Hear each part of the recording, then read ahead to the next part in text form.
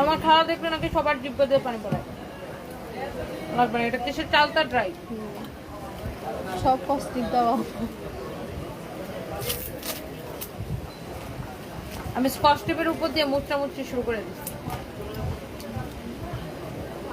চালটা ড্রাই আচার, এটা যে আমি ছোটবেলায় এত পছন্দ করতাম আর চুরি করে আচার খাই বসে থাকতাম।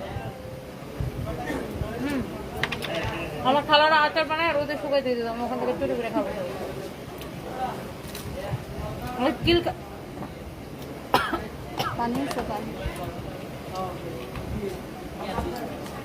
ওই ছোটটা তো আর হাত দিয়ে আচার খাওয়ার জন্য পিটানি খেতাম। হ্যাঁ, কারণ হাত দিয়ে আচার খায় আচার নষ্ট হয়ে যায়। বাট আমি ঠিক চুরি করে আচার খাই বসে থাকতাম।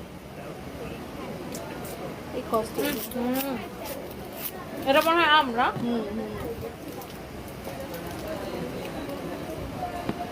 আমলকি আছে একটা আপু।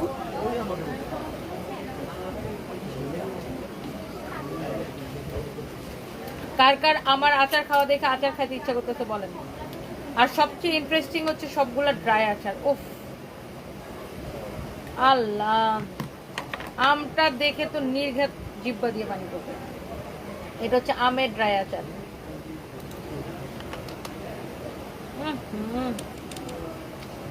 আমি চট্টগ্রামে আসি মনে হয় আচার খাওয়ার জন্য।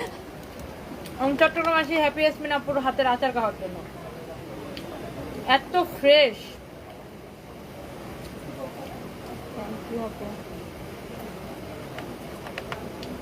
এটা অনেক মজা। এই কেন ভাই আচার খাবেন নাকি?